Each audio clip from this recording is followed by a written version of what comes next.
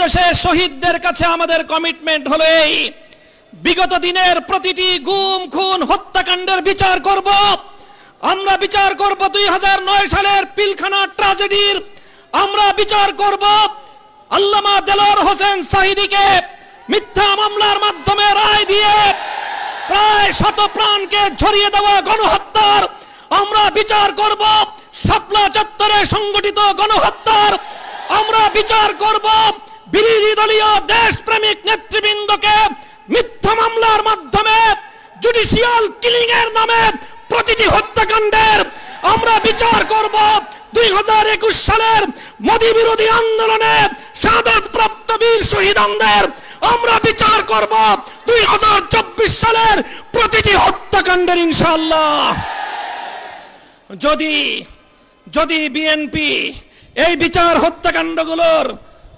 এই হত্যাকাণ্ডগুলোর যথাযথ বিচার করতে না পারে, আগামীর বাংলাদেশের কাঠগড়ায় বিএনপিকে আসামির কাঠগড়ায় দাঁড়িয়ে যেতে হবে। 24-এর বিপ্লব পরবর্তী বাংলাদেশে বাংলার তরুণদের হৃদয়ের স্পন্দন, বাংলাদেশের কিংবদন্তি তরুণ নেতা শরীফ ওসমান হাদীকে হত্যা করে হত্যাকারীরা ভারতে গিয়ে জামাই আদরে প্রতিপালিত হচ্ছে। আমরা ভারত সরকারকে বলতে চাই, শরীফ ওসমান হাদীর হত্যাকারীদের বিচার করবার অধিকার বাংলাদেশের রয়েছে। সেই হত্যাকারীদেরকে বাংলাদেশে হস্তান্তর করো। যদি তোমরা সেটা করতে ব্যর্থ হও, আমরা ভারতকে সেজন্য অভিযোগের কাঠগড়ায় দাঁড় করিয়ে দেব। আমার আখেরি পয়গাম, যেই ফ্যাসিবাদ বিতাড়িত হয়েছে সেই ফ্যাসিবাদ আর বাংলাদেশে পুরনো রূপেও ফিরবে না, নতুন রূপেও ফিরতে আমরা দেব না।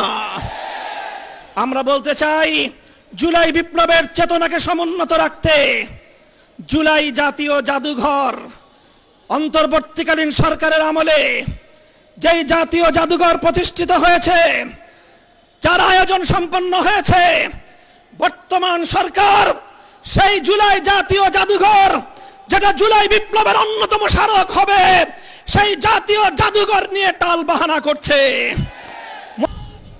আজকে 11 দলীয় ঐক্যের আহ্বানে আজকের এই সমাবেশে আমরা জড়ো হয়েছি বিচারের দাবিতে।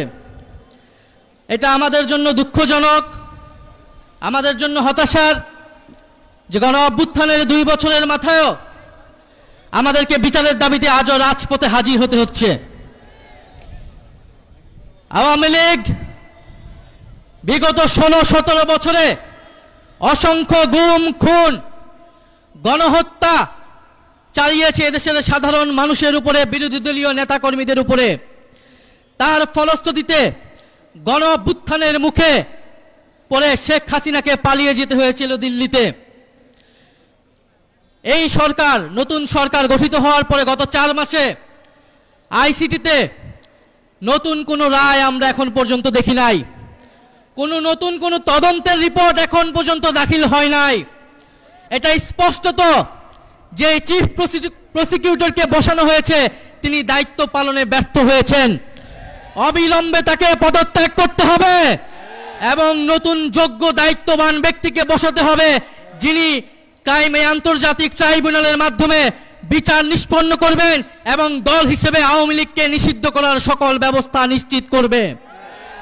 আমরা স্পষ্টভাবে বলতে চাই, গণহত্যার মাধ্যমে আওয়ামী লীগ বিচারের কাঠগড়ায় দাঁড়িয়েছে, আর সংস্কার বাস্তবায়ন না করার ফলে বিএনপি জনগণের কাঠগড়ায় দাঁড় হয়েছে। এই 2 শক্তির বিরুদ্ধে আমাদেরকে এখন সমানভাবে লড়াই চালিয়ে যেতে হবে। সংস্কার, বিচার এবং বাংলাদেশের সার্বভৌমত্ব রক্ষার জন্য 11 দলীয় ঐক্যের নেতৃত্বে আমাদের এই লড়াই সংসদ এবং সংসদের বাইরে আমরা চালিয়ে যাব। আপনারা সেটার জন্য কি প্রস্তুত রয়েছেন? শরীফ ওসমান হাদী হত্যার বিচারকে আমরা নিশ্চিত করব ইনশাআল্লাহ। সেই সকল হত্যাকাণ্ডের বিচার আমরা নিশ্চিত করব। এবং আরেকটি কথা বলে দিতে চাই, আওয়ামী লীগ একটি ফ্যাসিস্ট, গণহত্যাকারী এবং সন্ত্রাসবাদী সংগঠন। আওয়ামী লীগ দেশের স্বাধীনতা সার্বভৌমত্ব বিরোধী সংগঠন, যার আশ্রয় হয়েছে দিল্লিতে, কারণ আওয়ামী লীগের শেকড় রয়েছে দিল্লিতে। আওয়ামী লীগ একটি ভারতীয় পার্টিতে পরিণত হয়েছে, আগাগোড়ায় এটি একটি ভারতীয় পার্টি ছিল। ফলে আওয়ামী লীগের দেশে আসার, আওয়ামী লীগের রাজনীতি করার সুযোগ বাংলাদেশে 5ই আগস্টেই সমাপ্ত হয়েছে। যারা সমঝোতা করছে, যারা নতুন করে স্বপ্ন দেখছে আওয়ামী লীগকে রাজনীতিতে পুনর্বাসিত করার, তাদের পরিণতি আওয়ামী লীগের মতোই হবে। আমরা স্পষ্টভাবে বলতে চাই, আইনমন্ত্রী বিচার করা না করার কারণে তিনি স্পষ্ট ব্যর্থ হয়েছেন। স্বরাষ্ট্রমন্ত্রী নিরাপত্তা দিতে না পারায় তিনি ব্যর্থ হয়েছেন। তথ্যমন্ত্রী তিনি স্পষ্টভাবে ব্যর্থ হয়েছেন। আওয়ামী লীগের সুশীল সমাজকে তিনি মিডিয়া স্পেস দিচ্ছেন। এই সব কিছুই বাংলাদেশের জনগণ দেখছে। আমরা আজকে এই সমাবেশ থেকে বলতে চাই, জুলাই গণহত্যা সহ, শাপলা হত্যাকাণ্ড সহ, পিলখানা হত্যাকাণ্ড সহ সকল গুম খুন এবং শরীফ ওসমান হাদি হত্যাকাণ্ডের বিচার অবিলম্বে নিশ্চিত করতে হবে। বিচার যদি নিশ্চিত না করা হয়, এই সরকার কোনোভাবেই 5 বছরের মেয়াদ সম্পূর্ণ করতে পারবে না। ফলে ওসমান হাদির ভাষায় বলতে চাই, আমরা জান দিব কিন্তু জুলাই দিব না। ইনশাল্লাহ জুলাইয়ের বিজয় হবে। আসসালামু আলাইকুম। সংগ্রামী ভাই এবং বন্ধুগণ, 11 দলীয় ঐক্যের আয়োজনে আজকের এই বিশাল সমাবেশে এখনই প্রধান অতিথির বক্তব্য রাখবেন।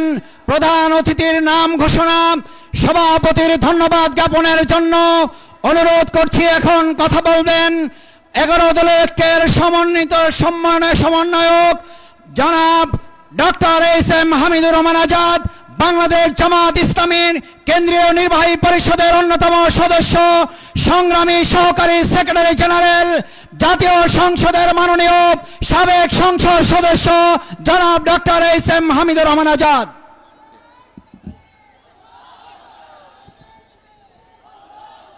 আলহামদুলিল্লাহ রাব্বিল আলামিন, আসসালাতু ওয়াসসালামু আলা আশরাফিল আম্বিয়া ওয়াল মুরসালিন ওয়া আলা আলিহি ওয়া সাহবিহি আজমাইন।